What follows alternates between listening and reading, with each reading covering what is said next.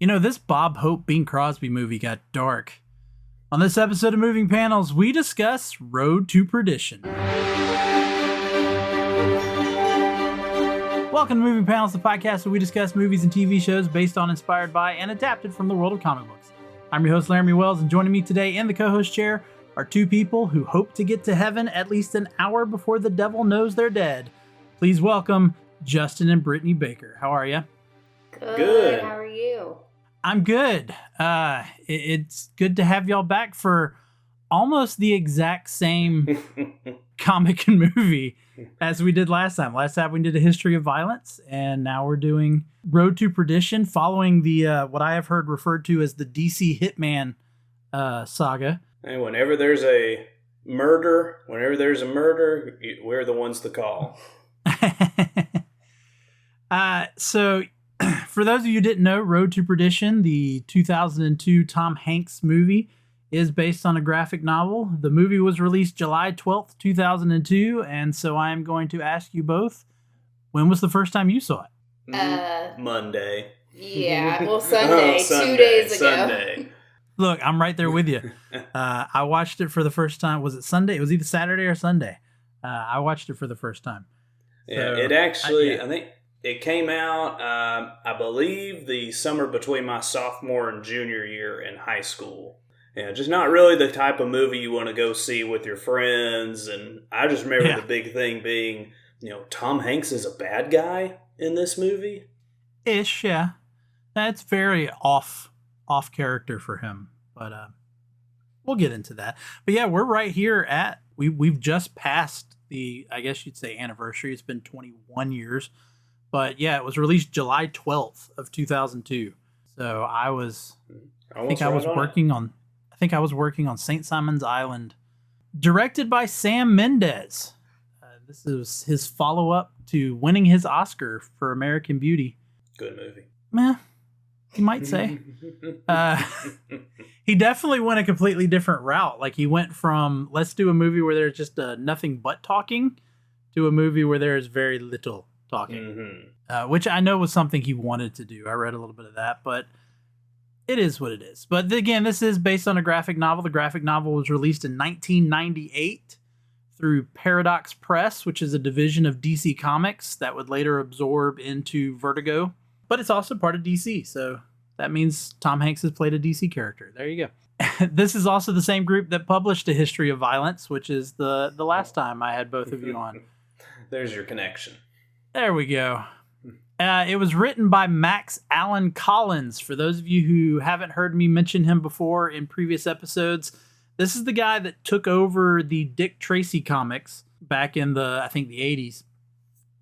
He also co-created the DC character Wild Dog, for those of you familiar with that. And the artwork in this comic is by Richard Pierce Rayner, who had a little run with Hellblazer back in the 80s. I gotta say, and I think we talked about this during History of Violence with the art. The artwork in this is just, it's almost like black and white photos. Mm-hmm. Yeah, I don't know if y'all looked at any of it. Yeah.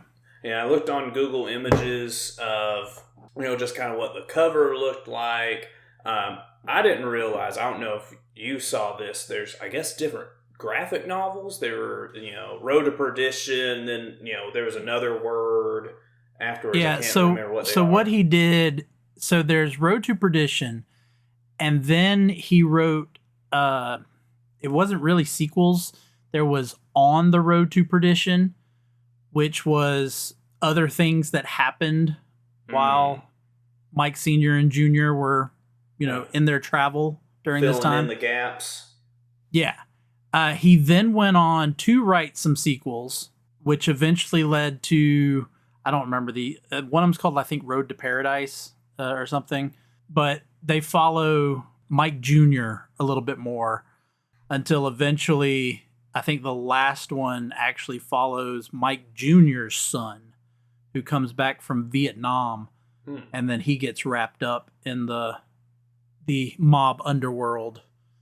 So, yeah, there are sequels. I haven't read any of the sequels. I read this one, and that was it. So neither one of you read the graphic novel. No. Okay. So we've got stuff to talk about. All right. So let's get into the characters. We'll start off with the main character, Michael Sullivan. Now in the comic book, it's O'Sullivan. So if I ever slip, just be mindful of that. Which makes sense because he's supposed to be Irish. So it's O'Sullivan in the comic. But this was played by Tom Hanks in a very not typical Tom Hanks role. What did you think of Tom Hanks in this performance? I thought he did very well with it. I mean, it took a little bit, probably 5-10 minutes for me to kind of, get my feet under me, seeing Tom Hanks in a very silent, kind of stoic role. And, actually being able to kill somebody and not just laughing. I think it's probably the first movie I've ever seen where he doesn't laugh. So I thought he pulled it off. I think he did a great job. I think if I had seen the movie back in 2002, I would have felt completely different because of what he was making at that time. I knew him more from Big and from Castaway, and so that would have been a huge difference. But I think now, as an older actor, he's doing much more of these roles that are a far stray from what he started doing. Yeah. So now I didn't see as much of a difference, but I think if I'd seen it when it came out, it would have been a much bigger shock to me. Yeah, I get what you're saying. I haven't seen it, but have either one of you, have y'all seen The Man Called Otto?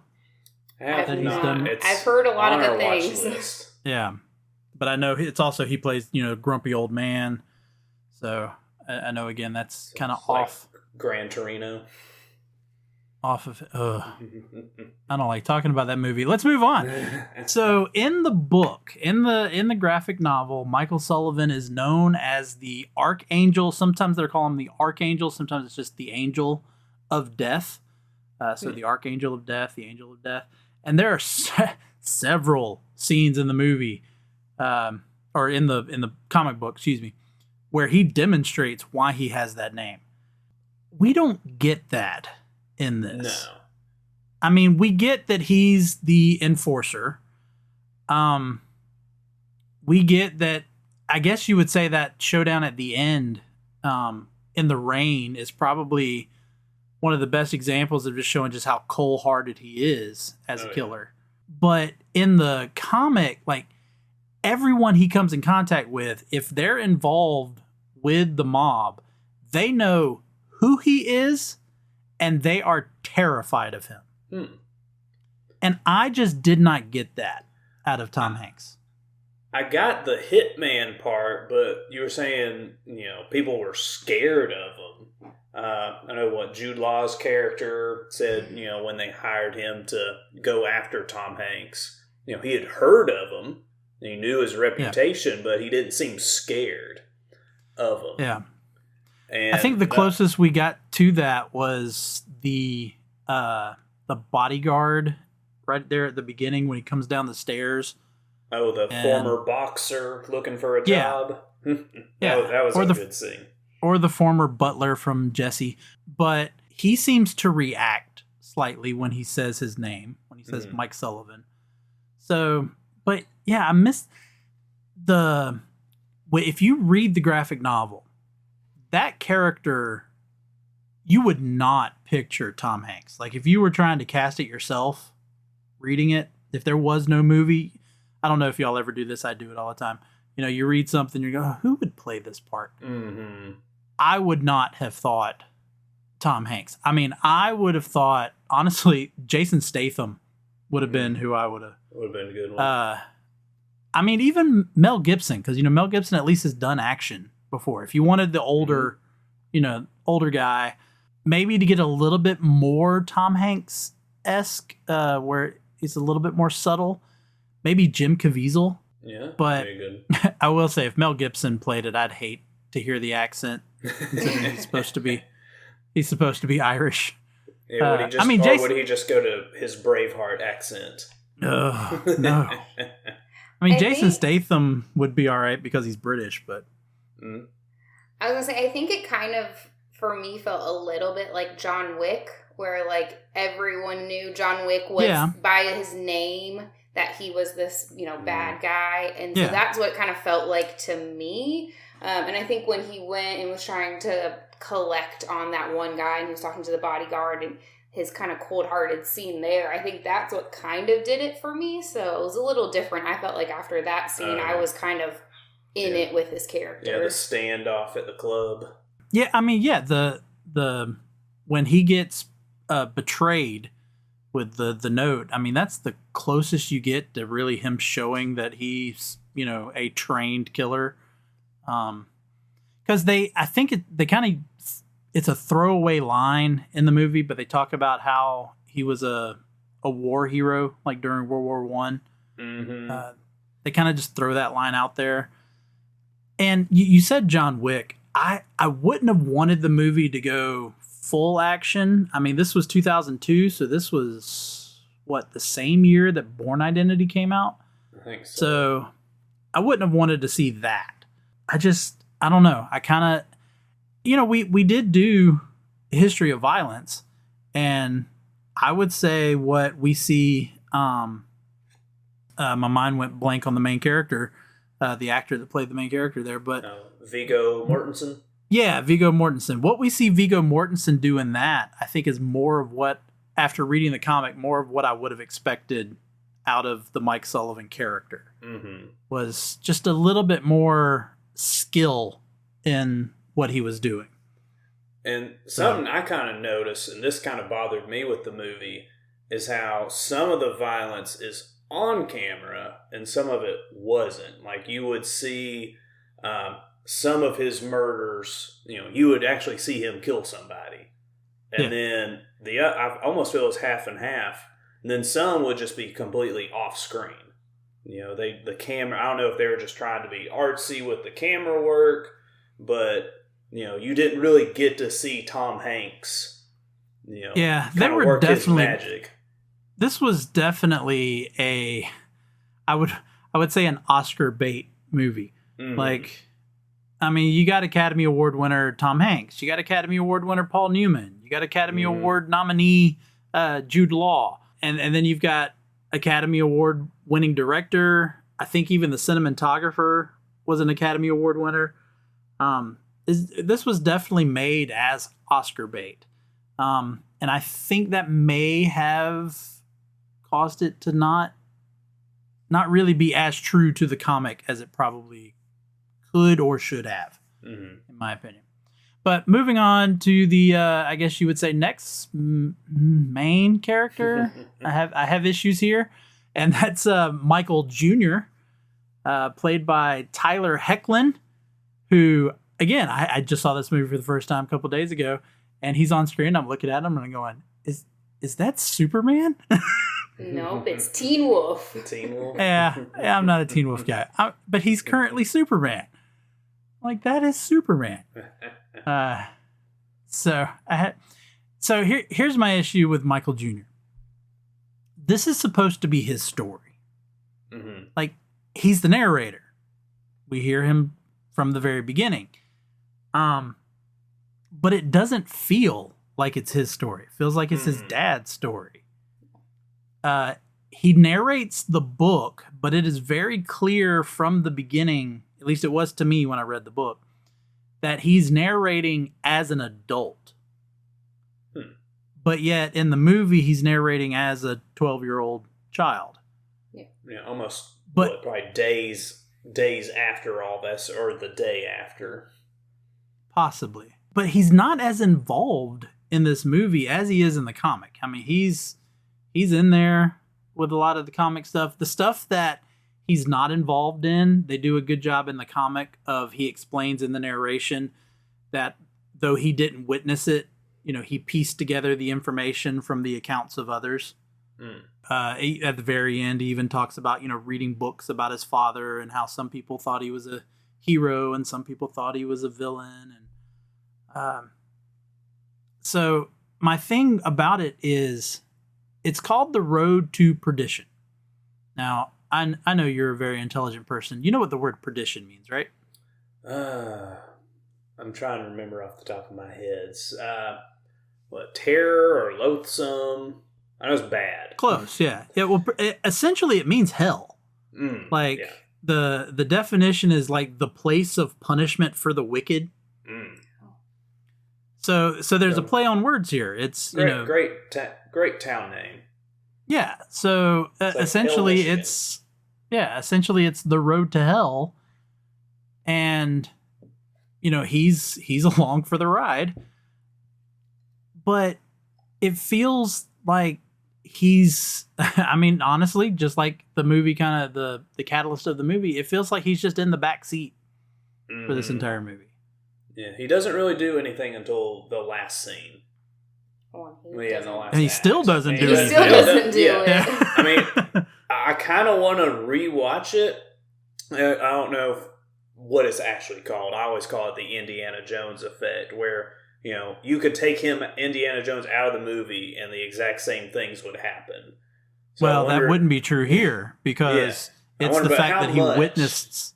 Mm-hmm. Yeah, the whole movie wouldn't have happened. After that, though, after he witnessed the murder, it's not the Indiana Jones. What he is what's called a MacGuffin in movies. Yeah.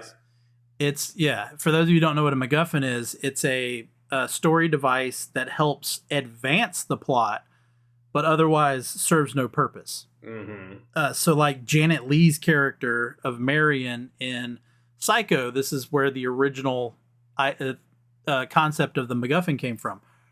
Her stealing the money means nothing to the movie because once Norman kills her and then pushes the car into the river, I mean, the money, nothing ever comes about the money anymore. I mean, it just now becomes about people trying to find Marion, and so that's all he is in this movie. Now, again, we'll talk about the comic a little bit later, but that was my biggest problem, is if he's the catalyst and the whole point of what Michael Sullivan is doing is to protect his son, why are there so many moments where he just leaves his son unattended? Leaves him in the car, the diner, and getaway driver. Yeah, makes him. The getaway now driver. he is the getaway driver for those bank robberies in the book. But at least at that point, he's driving. He's becoming involved in the story. Yes, and again, no. But we'll get into that a little bit more. Let's keep moving on with the characters. We've got John Rooney, played by Paul Newman, in what I discovered was his final film. The character of John Rooney is based on a real life Irish mob boss by the name of John Looney. You're a history guy. You familiar with John Looney? I've heard his name dabbled in the likes of Al Capone and Posey Malone. Yeah. Yep. So just like they talk about in the movie, John Looney did have a partnership with Al Capone, which is the same thing they have here. And his son, Connor, which was the actual name. Again, Connor Rooney is actually Connor Looney, played by Daniel Craig in the movie. But he was real as well. So these are two real life, names were changed because they weren't telling their actual story, but they are very heavily inspired by real people. What were your thoughts on Paul Newman trying to do his Godfather performance here? I actually kind of liked it. I knew kind of right off the bat it was him, and he had to be probably his 80s, 90s. I knew he was at kind of the tail end of his career as soon as I saw him. But yeah, I kind of actually wish I saw more of him in the movie. I really like that dynamic of biological son kind of versus his adopted son, Michael. I thought he did a great job. I think he was probably, like Justin said, I think it was one character that I wish I had seen more on screen versus his son, which I know plays an important role in the movie, but I could care less about his character. So let's continue on with that. What were your thoughts on Daniel Craig as Connor? It gave me Glass Onion, Knives Out kind of vibes. His just dynamic, acting. I thought he did a really good job with the role. I just didn't really like the character so much. Yeah. Well, you're not supposed to. Well, it was weird because when I told Brittany, we were doing this podcast, and I kind of read the description, that Amazon gave it, because that's what we watched it through, was Amazon Prime.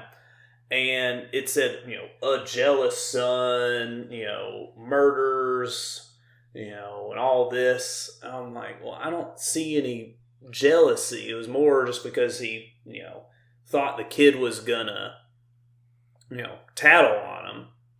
And I thought, I could see some jealousy, because that was what I was trying to look for when we started watching the movie was, Tom Hanks's character and his family, they're getting the love that I deserve. And I thought that actually would have been a more interesting route to kind of have dove down into. Yeah, I will say that is not in the comic at all, the jealousy angle. So I do feel it was kind of forced into this movie. Mm-hmm. Yeah, I mean, like Justin said, I think Daniel Craig did a great job in the role. I didn't like the character. I definitely liked him a little bit more than I liked Jude Law's character. I don't think I want to be left alone in a room with Jude Law's character. But Daniel Craig's character, I was just kind of annoyed with. I'm like, kind of get over it. I mean, the jealousy angle, which you said wasn't in the comics, I think they should have kind of went away from that a little bit more and more just focused on that it was, him worried about the kid seeing and tattling. And then, of course, you see that he doesn't even kill the right son. Mm-hmm. Yeah. And it's very subtle, but I actually like that they set that up. Because you first have Paul Newman, John Rooney, when they're coming to the wake, he actually calls them by the other name. Mm-hmm. And of course, he's doing it playfully, but you would think, if Connor heard that, Connor doesn't know which one's which they then establish when Michael walks in while he's laying down. He asks him, and which one are you? Yeah. So he doesn't know which one's which. I will say I wish they played a little bit more, because I think Daniel Craig did a really good job with this. I wish they played a little bit more on the fact that Connor was kind of a poser, because right before or right after he kills Sullivan's wife and youngest son, you actually see him shaking with the gun. Like, they close up on that, like him shaking with the gun. And part of me sitting there going, okay, that's showing that he's not comfortable with this. So he puts up a front, but he's really just a coward. And I think maybe if they played a little bit more with that, like, you said, Brittany, get rid of some of the jealousy stuff and just have it be which is more what they do in the comic, have it be where Connor just feels superior because he's the son of a mob boss, but yet he's not actually cut out for the job or whatever. Mm-hmm. And they kind of did that with, he stood up to Stanley Tucci's character, kind of telling him, I'm the next generation. You're going to do, what I tell you to when my dad's gone. And then when Paul Newman's hitting him after he found out he murdered the family, you see him cower and cry and all that. Yeah, I was going to say also when he even, he asked him to apologize. He can't even do that appropriately. He asked him 3 times to do it, and still you kind of don't believe it. Mm-hmm. Yeah, because he said, what does he say? He says, I think I'd like to apologize, or I'd like to apologize. Yeah. I did like that dynamic a little bit. You brought up Stanley Tucci. Well, we can mention him because he also played a real person. They didn't even change the name of Frank Nitti. I will ask you again, as the history teacher, can you tell people who Frank Nitti is? That one I am not as familiar with. I do know he had mob connections, but I'm not entirely sure. I couldn't tell you what he really did. So he was the one who controlled Al Capone's money operations. That's what I was thinking. Yeah, and so when Al Capone was arrested for tax evasion, so was Frank Nitti. However, Frank Nitti, I think, only served maybe like 2 years versus Capone's like 14. Mm-hmm. Basically just being the money man. Yeah, so Frank Nitti actually, when he got out, he took control of the Chicago mob. Like he replaced Al Capone as the head of the mob. Honestly, the rest of the cast, I didn't think they're in the movie enough to talk about them, but I can mention real quickly. You had Jennifer Jason Leigh playing Annie Sullivan, Liam Aiken playing Peter Sullivan, Dylan Baker in a very bizarre performance. Oh yeah, as Alexander Rance, and then Syrian Hines, who is killed right off the bat at the beginning, as Finn McGovern. So unless y'all have anything to say about those characters, I'm good there. I mean, I think the only other one would be Jude Law's character. Oh, I totally skipped Jude Law. I have it on here. Yeah, the one I said I wouldn't be. Well, don't feel bad. Brittany wanted to skip all the scenes he was in because he creeped her out. Yeah. So yeah, Jude Law played Harlan McGuire, who is the assassin sent after them. I will let y'all know already, his character was created for the movie. That character is not in the comic. So was there somebody going after him in the comic? Just the mob. So pretty much it was just different, gangsters who would attack him at different places. Like it was Mike Sullivan versus the mob in the comic. Even at the end, you go ahead and again, if you're listening to this, we're spoiling everything. Even at the end, when Mike is shot in the comic, it's just some random mobster, just some random thug who shoots him, and he actually even laughs, going, "Oh, I thought you were supposed to be something special," right after he kills him. So I will say I liked that we had this quote unquote villain for Mike to kind of be the one chasing him throughout. I do have problems with the character. The first being the fact that they pretty much turned him into a comic book villain in this otherwise real, story.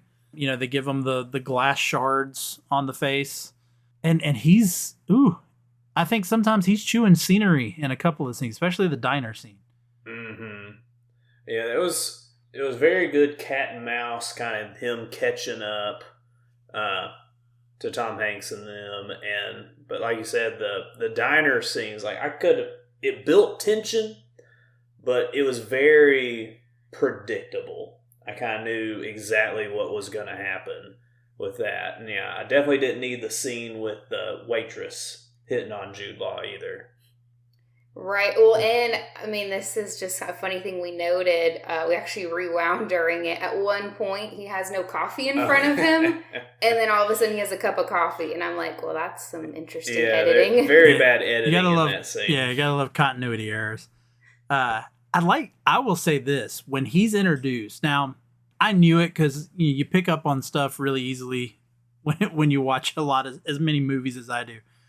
Because, of course, right before he's introduced, there's the line, I think Stanley Tucci says it, of, I know the perfect guy, or something like that. And then they cut to this scene and you introduce Jude Law. So obviously he's the guy.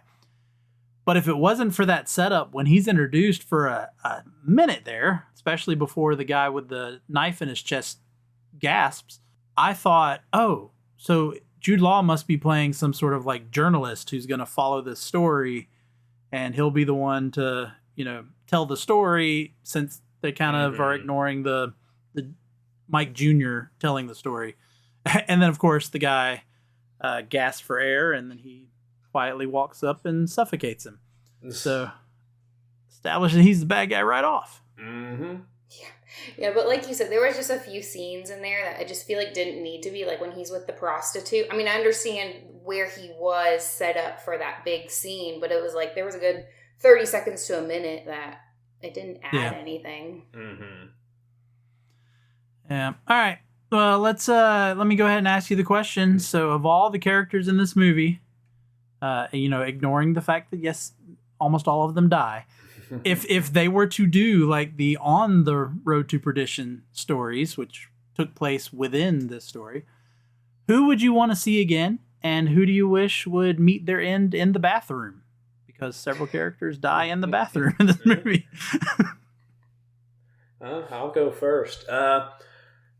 One character I would love to see more is Paul Newman's character. Yeah, y'all said that earlier. Yeah, just going back, just that I really wish they kind of they touched on a little bit this, divide in him between, loving his real son, Daniel Craig's character, or kind of his adopted son, Tom Hanks' character. I would have loved to have seen more of that divide. And it's like every time Paul Newman's on the screen, I was glued to it. One that could go, to the wayside in the bathroom, I'm actually going to go with good old Mikey Jr., actually. Okay. I just did not like the kid. I just thought he was a little flat. He didn't really bring anything. Like he just saw his, mom and his little brother murdered, and he just acted like, he didn't want to do anything. His dad, Tom Hanks sitting there saying, I'm here to protect you and do all this, do as you're told. He's just like, whatever. I just want to read. I just want to sleep. Like, he gave me teenage Groot vibes almost, just like, whatever. I'm going to do what I want to do. So I'm going to go completely opposite. I think there should have been more Michael Jr., or if they, on a sequel or another one, because they hint at things that are really unique, when he's at the farm and the wife is kind of talking about, like, you don't even realize how much he looks up to you. That was kind of a really cool scene. And like you said, it's supposed to be from his perspective, and they didn't really show that in this movie. So if they could have done that in another movie, really more from his perspective, as his dad is doing some of these things, even if he's in the getaway car, what was he doing? What was he thinking? I think that could have been a really cool piece. Person I would have wanted to see less of, I've said it before, Jude Law's character gave me the creeps. So every time I saw him on the scene, I didn't want to watch much more of it. I think he did a great job. I can't say that. It was a very creepy character, which sometimes that's the point. It's kind of like in the Batman movie, the new one, the villain in there is very creepy. And the same thing, didn't really want to see him in any scenes, but did a great job. Yeah, I wouldn't have mind this version of John Bruni, the Paul Newman. I wouldn't mind seeing more of him. I agree with that. But yeah, I kind of would have been a little bit more interested if they took out the Jude Law character, and even if they wanted the one character pursuing him instead of like they do in the comic where it's just random, unnamed mobsters. If they had actually had Connor, Daniel Craig, be the one. Because in the comic, he's crazy. Like, he's a psychopath in the comics. Like, we talked about, Daniel Craig has the little shake and whatnot. In the comic book, Connor enjoys it. Like, when he arrives, it's a little different in the comic. She's not getting Peter a bath at the time or a shower. She's just put him to bed, and then she's going to get to bed, and she hears somebody coming up the stairs, and, she says, Mike, is that you? And he, kind of just turns and goes, not quite, and smiles. And then you see Peter from inside his room. You get the bam, on the panel, and then he just steps out, and he's like, Mama? And Connor's just pointing the gun at him, and he goes, there's my little squealer or something like that he says. And then again, you don't see it. You don't see him shoot the little kid, but of course he shoots the little kid. So he's more of a psychopath in this one. So if you had taken that psychopath nature, he could have replaced Jude Law, I think. Yeah.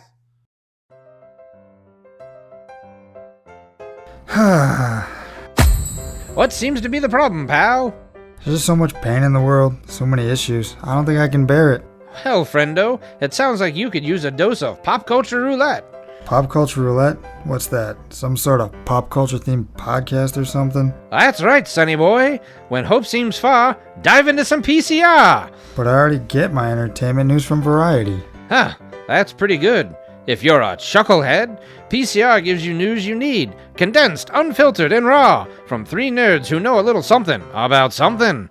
Wow, okay, sign me up. That's the spirit. Pop Culture Roulette. New episodes every Monday, available on all major podcast directories. What's up, dudes? I'm Jerry D of Totally Rad Christmas, the podcast that talks all things Christmas in the 80s. Toys, movies, specials, music, books, fashion, and fads. If it was gnarly during Christmas in the 80s, he's got it covered. Wait, is there a lot of things to talk about for the 80s and Christmas? Well, you got the movie giants like Christmas Vacation, Scrooged, and A Christmas Story. There are TV specials like Muppet Family Christmas, Claymation Christmas Celebration, and a Garfield Christmas special. Plus classics shown every year. You also jam out to Last Christmas, Do They Know It's Christmas, and Christmas in Hollis. But most of all, it was a time for the most bodacious, best-selling Christmas toys ever, like He-Man, G.I. Joe, Transformers, And Cabbage Patch Kids. yes, them too. We cover them all, plus much more, including standard segments like Hap Hap Happiest Memory, Gag Me with the Spoon, The Other Half of the Battle, And Chant with the Littles. So tune in to Totally Rad Christmas everywhere you get your podcasts. Turn the clock back and dive into those warm and fuzzy memories. Later, dudes. All right, so let's get into a little bit more with the comic itself. Now, here's something funny. This is a movie that is based on a comic that is based on a comic. So Might be the first. yeah, well, yeah, maybe. But Max Allan Collins has let it be known, and I even read it when he's got an introduction in the comic that I read, that he was heavily inspired by a Japanese manga known as Lone Wolf and Cub. So in the Japanese manga Lone Wolf and Cub, there is this executioner of the shogun, and he returns home one day to find his wife murdered, as well as like all of his servants and everything. But his newborn son, let me say that again, newborn son is still alive. So he takes his son, and while tending to this baby, I think the baby reaches maybe the age of 3 within the comics. I'm like loosely familiar with these comics. He goes on a journey of revenge, him and his son. It is said throughout the manga that they are walking the path of, now again, this is Japanese, so I apologize if I butcher it, the path of Mifumado, which translates to the road to hell. Oh. So there you go again. Road to perdition, road to hell. We have it all there. I want to ask you a question really quick. If you picked up on this, what state is Perdition supposed to be in? The Midwest. Somewhere with a lake. Yeah, because so let me tell you, in the comic, it's in Kansas. Oh. Yeah, would So not have when- thought that. No, in fact, the farmhouse where they go and settle for a little while, and then Michael Jr. returns to at the end, that looks more like what the aunt and uncle's house looks like in the comic. When they start walking down this beach, I'm going, where they came from Chicago. Where did they go that they are walking down a beach to a beach house? Because definitely not Kansas, which is where the like I said, the comic puts Perdition. So I need to watch it back again to see if they make any reference as to what state Perdition's supposed to be in. I feel Definitely like not Michigan? Kansas. Yeah, it could be Michigan with all the Great Lakes, maybe. Yeah. I mean, Maybe they makes the also most didn't. sense. They also didn't do a very good job saying that these were Irish mobsters, because the only telltale sign was the music at the Oh, the lake. you couldn't tell from Paul Newman's Irish accent? Well, he was Because about the he only was one who trying had to one. do an Irish accent. Really, there's not a lot to talk about. We'll hit some things here. My biggest issue was with the characterizations, which I've kind of already talked about. Michael Sr. in the book, he's supposed to be colder.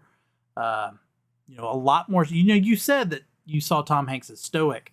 I didn't see him as stoic as the character is in the comic. So, for instance, when they return, when he returns to the house and finds his wife and son murdered, he shows no emotion. Oh.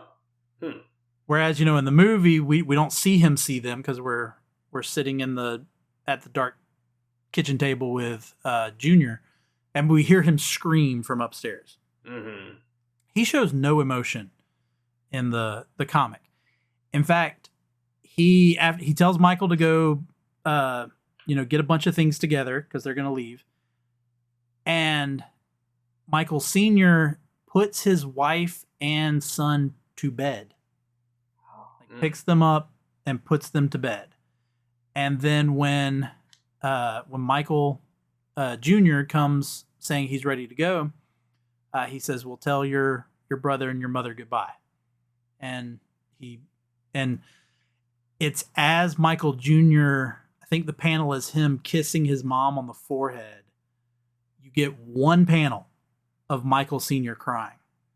Mm. And then the very next panel, he's straight again telling Junior what to do, and he never shows the emotion in front of Junior. It's almost like they flip that with Junior being, the very stoic, because he's just sitting there at the kitchen table, I guess in shock, but he seemed to be the more stoic person, while, Senior's the more somewhat emotional. But, for me, seeing Tom Hanks in that kind of stoic, more stoic than I'd used to see. Oh, yeah, for Tom Hanks, yes, I agree. But, yeah, that was such a, this was my first time reading the comic when I prepared for this, and just reading through those panels, there's honestly a lot of panels in this comic where there is nothing to read. It's told a lot visually, and especially that moment, because you have the panel of him kissing his mom's forehead. Next panel is Michael crying, and then you jump to the next panel of him telling Junior, this is no longer our home, kind of that same spiel he gives him in the movie. But again, the other thing about Michael Sullivan is, like I said, the Angel of Death stuff. So the closest to the comic scene we got was when he is betrayed, when he goes to deliver the message. In the comic book, it's a guy named Lococo. I don't know if it was the same name in the movie, but when he opens up the letter and reads it saying, kill Sullivan, Michael has two guys directly behind him with their guns already drawn. So we don't have the one bodyguard over to the side. He's got two guys directly behind him. Lococo has put the gun under the newspaper, so that's even the same as it was in the comic. But what happens is, as soon as Michael sees him reach for the gun, Michael grabs one of the guys behind him, pulls him so that when Lococo fires, he actually shoots his own man. Michael then takes that guy's gun, shoots the guy on the other side of him, and then kills Lococo. So again, a lot more of a, John Wick, Jason Bourne-esque, kind of movement. Even when he visits Nettie, it's not as cordial of a, he comes, he talks. Nettie says, "Nope, we can't help you. This, it's a business thing," and he just gets up and leaves. He's attacked in that scene, and he actually uses, I don't know what they're called, but the thing that people have on their desks, or you see it at restaurants, like they still do. They keep up with the receipts. That it's just like a spike. The spike. Yeah. He actually uses one of those to kill a guy. Oh gosh. Oh wow.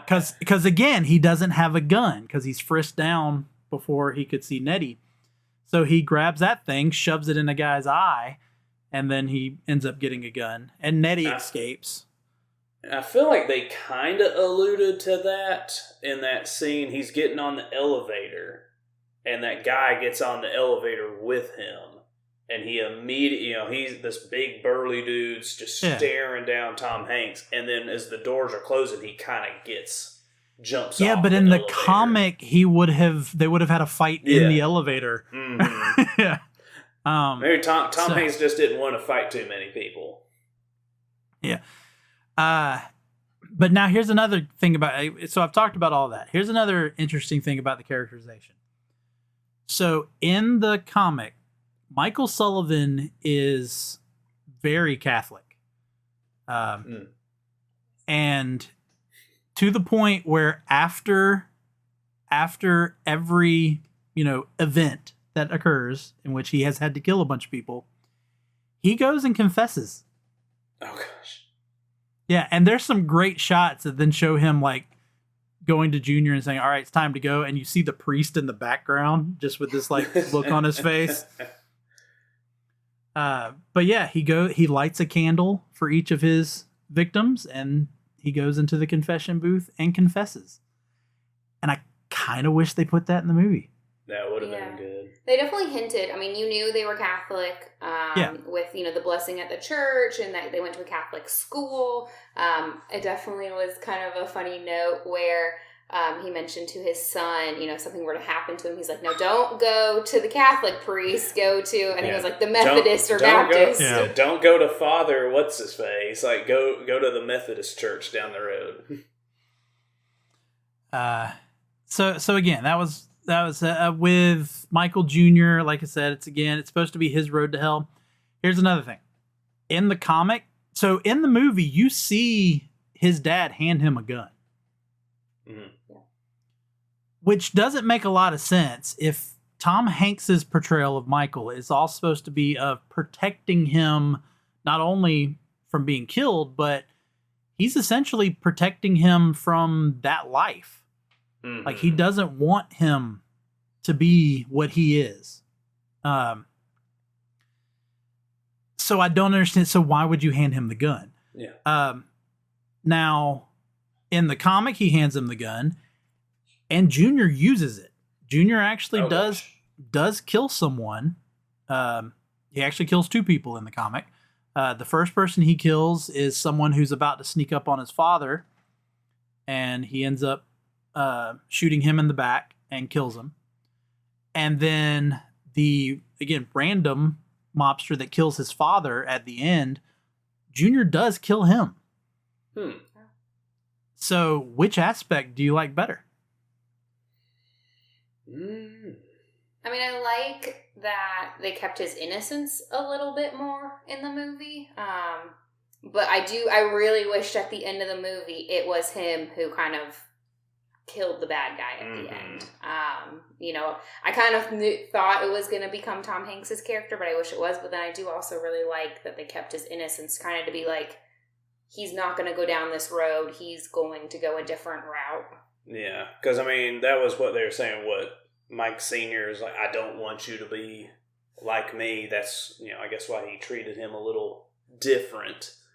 And, keeping that kind of purity kind of goes back, reminds me of that scene in, going back to History of Violence, the scene where the guy comes to their house, and I can't remember, is it the son shoot him or Vigo shoot the guy at the house? But, I remember, I'll have to go back and listen to our episode on that and rewatch, but it kind of reminded me of that scene of, was the son gonna do anything? But I kind of like the, Mikey Jr. not getting to, he just couldn't do it.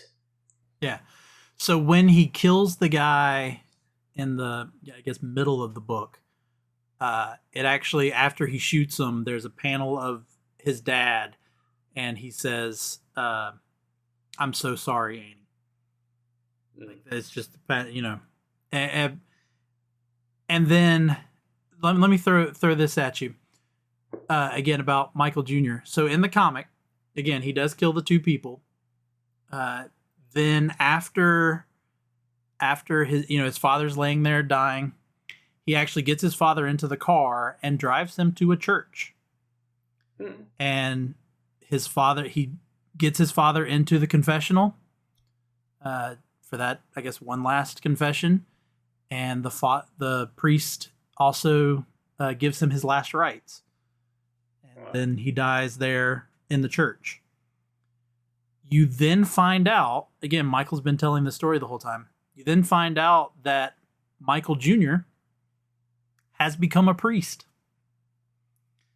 And it actually ends with him in the confessional booth, and you just see the bubble coming from the other side, and it says, forgive me, Father, for I have sinned. And that's the last panel of the comic. So he becomes a priest to kind of, I guess you'd say atone for the things he did as a child. So there's another little aspect. So does that change your mind at all about how the movie portrayed him? Yeah, I mean, I kind of felt like that would have been a better end, seeing him go to be a priest. I mean, it was nice to see him go back to the family, the farmhouse, but I mean, they were there for a total. Yeah, because he goes to an orphanage in the comic. Yeah, he's sent to an orphanage in the comic. But, I mean, I think there would have had to be a lot changed. I think they would have had to show them going to the confessional a few times throughout it. You would have had to add all that. Yeah, so, I mean, I think it would have been a good addition. And then it shows, yes, that he has all this in his past, but he still ends up completely flipping from what his dad was doing. And yeah, definitely go back to the point Junior's trying to make of how some people thought his dad was, I guess I always like to kind of see him as a Robin Hood, because he's taking from the mafia. Yeah, he's not giving it to the poor, but they're robbing banks, but they're not stealing from the people. They're stealing from the mob. Yeah, so there's a line in the comic where they're looking over the money and Junior says something about, we're rich. And his dad says, no, son, we are very poor. And he says, it pretty much teaching him that the money is not what makes you rich. Because he said, I can't remember the exact lines, but he says something along the lines of, without your mother and your brother, we have nothing. And so, again, I think that's the other problem I have with Junior is that this is supposed to be his quote unquote road to hell as well. Like, will he continue that journey or not? I think that, and I don't think the movie portrays that an awful lot. Do you think this, like you said, we're now 21 years since it was made, and now everything recycles, I swear, every 20 years. Could this be made as a mini-series where they really can spend more time to character build and flesh out some of these things that, you can't do in a 2-hour movie? Or just make it a 2.5, 3-hour movie. Yeah. Yeah, I feel like a lot of times on this show, on this podcast, we talk about, this would work better as a TV show. But I don't know, limited series, maybe. But again, I honestly think, kind of like you're saying, you just said, Justin, make it just a little longer. Just add a little bit more. Because I really don't think it needs a lot added. Again, I'm okay with the Jude Law character, the one villain being the pursuer, but just to help with the story, I think you just need to add a few little scenes here and there. The only other thing probably for me to talk about is the difference between the John Looney character, or John Rooney character, because since y'all don't know the comic, I'll let you know. In the comic, he's in on it from the beginning. Oh, wow. It is actually John who tells Michael to go deliver the message. John wants them dead. So there is no father-son relationship between John and Michael in the comic. In the comic, John is trying to protect Connor at all costs. And then John even goes into hiding. Elliot Ness is involved in the comic book. Michael Sullivan contacts Elliot Ness, and he's the one that he gives those papers to, the financial records. Gives them to Elliot Ness. He tells Elliot Ness where Rooney's hideout is, and then Ness goes and arrests Rooney. So Rooney's not killed in the comic. He's arrested probably 70% of the way into the book. Yeah. And Michael says that he tells both Elliot Ness, and then Elliot Ness tells John he would rather John sit in prison because he says he's an old man. So he'd rather him live his life out in prison knowing what Michael did for everything, what he did to everything. So yeah. In the comic, what does Elliot Ness have to say about Michael Sullivan on his revenge streak, or does he even know? He knows. I mean, he knows that he's going to kill Connor. I mean, he essentially, Elliot Ness even says that to Rooney when he goes to arrest them. I think it's more of Elliot Ness saying, "Okay, we'll make this little truce right now," but realize that once you help me, you get do this. One. Yeah, I'll be coming after you. Okay, so they probably alluded to that with the Stanley Tucci, where he, if I give you, Daniel Craig, if I give you Connor's location in the building, then you're done. Like, I'll give you this one. Yeah, because I remember that part in the movie. He gives him the location, and then he's like, "You got to be done after this one." So in the comic, Al Capone is actually a character. We actually see Al Capone. I do know that Al Capone was supposed to be in this movie, and there is a deleted scene that has him in it. But I was okay with him not being in this. What happens in the comic is, he gets Rooney arrested. He calls Nitty, and he says, "Hey, Rooney's done." He goes, "Does this change anything?" Because again, Rooney's not going to be able to help with your business anymore. So does this change anything? And Nettie says no, because he still has things in motion. We're still making money off of him. So this doesn't change anything. Michael then disguises himself, gets aboard a gambling ship that I guess Rooney was the one in charge of. He robs it and then burns it. Oh, gosh.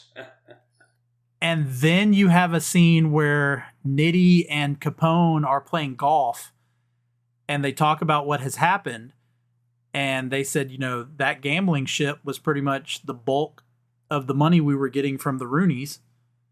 And Capone says, "Well, then it looks like,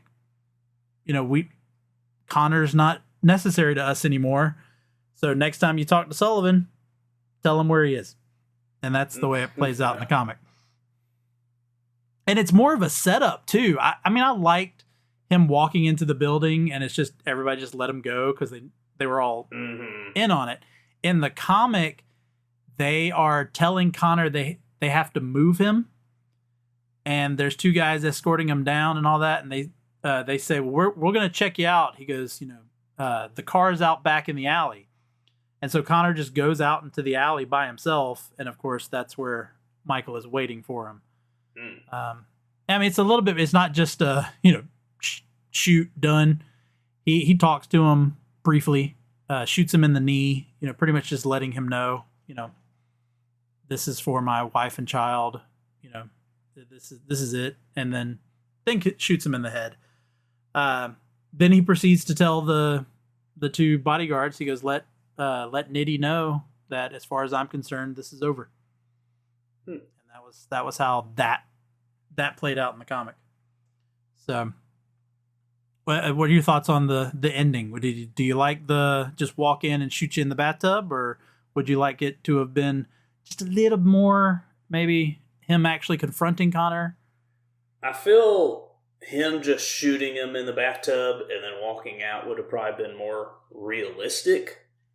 But in the sake of a movie, I kind of felt like I wanted him to kind of flesh things out and, talk to Connor and then shoot him.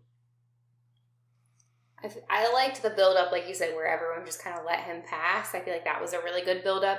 I do wish there was a little bit more, even just it was in the bathroom, but I think maybe what they were trying to say is he's not important.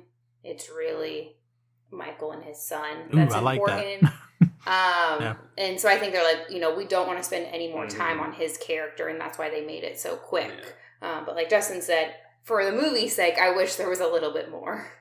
Yeah, because you don't even get him walking in, looking down. Like, you don't even get the shot of Daniel Craig, like, realizing. There's no scream or anything. Yeah, but even the look, just a look on his face of, surprise, or the look of, well, it's over, whatever. I mean, he's as vulnerable as you can be. He's laying in the bathtub.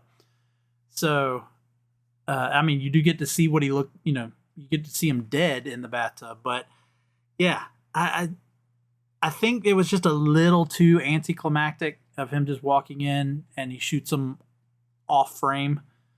But let me point something out to y'all in terms of, again, the cinematography and storytelling. One of the first times we see Tom Hanks is when he comes home and Junior is talking to him. Tom Hanks is seen framed in a doorway. Mm-hmm. In my, kind of analysis, is they're showing that there is a separation, that his father is in a different place than his son. To then have this final moment of when it all ends, you also see Tom Hanks through a doorway as he shoots Connor. I think you get that wraparound again of he hasn't actually left this world. That even the journey they've been on, he is still separate. I think they did it slightly again at the end with the fact that you see him through a window when he is shot. And then if you think about it, even though he kind of steps in, when it is revealed that Junior is behind Jude Law, Junior is standing on the other side of a doorway. Mm-hmm. And then he steps in. I'm pretty sure he stepped in. And that was when you see Tom Hanks shake his head. That's pretty much telling him, don't enter this world. So I just, again, me kind of with my film studies and all that, looking at those scenes, I'm going, that is amazing storytelling, in my opinion.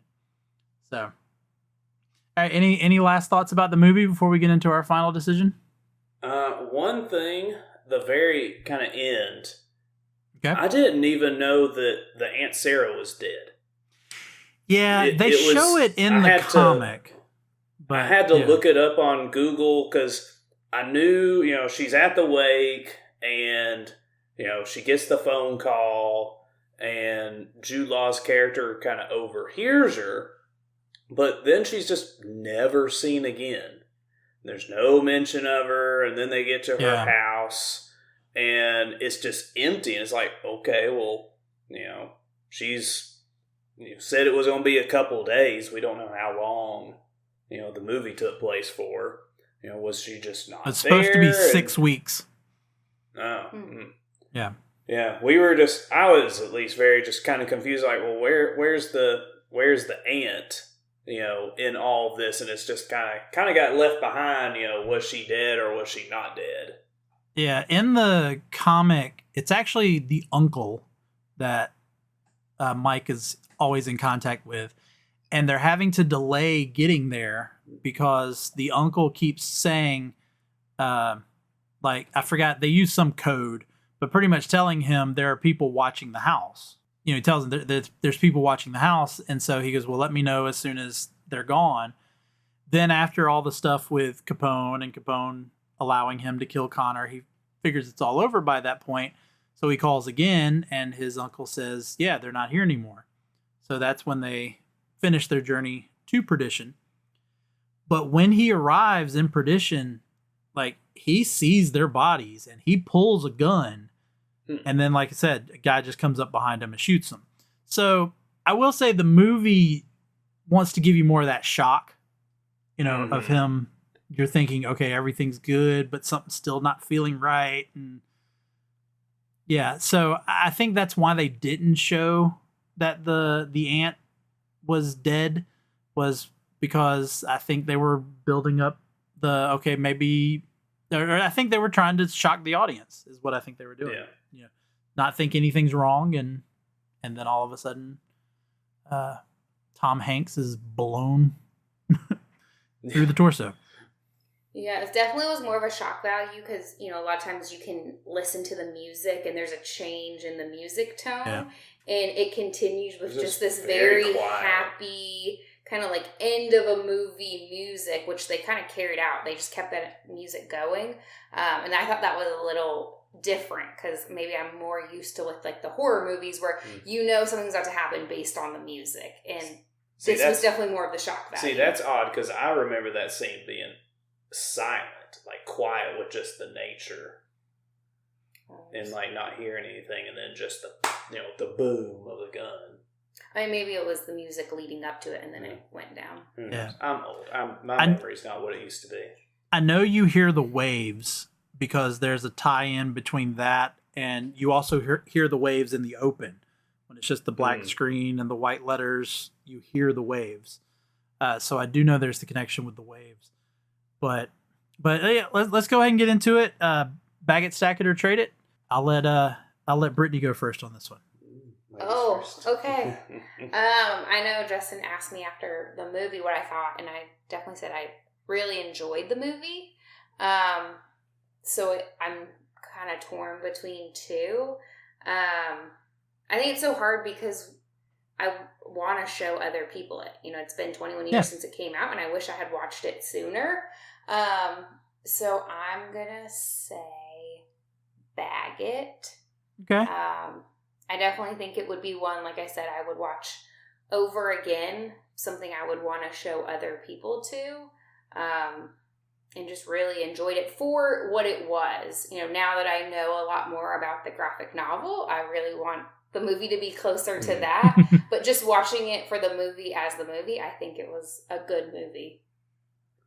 See, I'm going to take your argument and I'm going to flip it. I like the movie. I would watch it again with others, but I just don't see myself really watching it again by myself. So I'm going to have to say a stack it. It's going to be high up on my stack. So when somebody's like, oh, let's watch a Tom Hanks movie, I'm going to be like, oh, have you watched Road to Perdition? He's not laughing and building a house and, flying into space and all the usual escapades he gets into. But yeah, definitely a stack it for me. A high stack it. It's just a lot of the little things. Yeah. Editing. I always got confused when a new scene's like, what's going on? We were here, now we're here. Like, there's a new character we haven't been introduced to. And it would kind of take me a while to get kind of back into it once a new scene. The diner scene and kind of unfortunately the last scene at the lake house, beach house, whatever, it got a little predictable for me. I kind of knew what was going to happen when the cop, he goes to the bathroom. I knew that he was going to sneak out when the cop left and all that. So, yeah, a very high stack it for me, though. Yeah, I was torn the same way both of you have alluded to. I was torn. I am officially going to say stack it, though. Yeah, it's a beautiful movie. Again, this was... Absolutely. I mean, even the unnecessary rain for that one scene, it deserves to be watched. I will agree with both of you on it. Deserves to be watched. But as I've said throughout this episode, and this is what made me say stack it instead of bag it, is I don't think the story is told correctly. I think it's just missing just enough. Having Junior narrate, but then having him as kind of a background character for most of the story doesn't make sense. Other movies have been able to pull off the narration well. I mean, Christmas Story, Stand By Me, in which you do have the older version of the character doing the narrating. I don't understand why it had to be him at 12 still narrating, especially the dialogue that he says at the beginning, especially. Yeah. Made it sound like he was 20 years older. Yeah. And then the fact that there should have been a little bit more narration somewhere in the middle, kind of like Stand By Me has and Christmas Story has. Michael Sr.'s, again, I don't think is established well enough as to how in the world he can survive the way he's surviving, and to kind of make him, I mean, they almost make him into a superhero in that rain scene because he stands still and kills all of these mobsters while they're firing. I mean, they can clearly see where the muzzle shots are coming from. But he apparently has beautiful aim, and they do not. Absolutely. He's the DC Hawkeye with the Tommy gun. And as much as I like the idea of Jude Law's character, I said this when I first mentioned it, it felt like you're putting this comic book villain into this mob story, and that the actual character didn't work for me. So yeah, for those little nitpicky things, that was why I decided to put it as a stack it and not bag this one. But again, see it if you haven't seen it. Again, I had not seen it. Took me 21 years to watch it. I finally saw it. Mm-hmm. I would watch it again. I'd like to watch it again just to see. Honestly, I would like to watch it again from a film studies point of view. Just see a little bit more about how they visually were telling the story. But thank you both for joining me on this. Thank you for having us. Yeah, now I got to find another mob gangster graphic novel turned into a movie that I would be able to get both of you back for. Let Brittany know when you find a graphic novel about Agatha Christie books. Yeah, well, we'll have to take a. You know, they sometimes make like graphic novel adaptations of books, so never know, they could be out there. Could be interesting. So, all right, thanks everybody for listening. Rate and review the show, and stay tuned for more. We are starting to wrap things up. In August, we are going to end our season with our bad movie of the year. As we always do, our last movie is always a bad movie. And this year we are going to do Morbius. So, yeah, get ready for that. I've been reading some Morbius comics, and it hasn't made me it hasn't changed my thoughts about this at all. So, all right, thanks everybody for listening. We'll see you next week. For today, for Moving Panels, I'm Laramy Wells, and I'll see you on the other side of the page.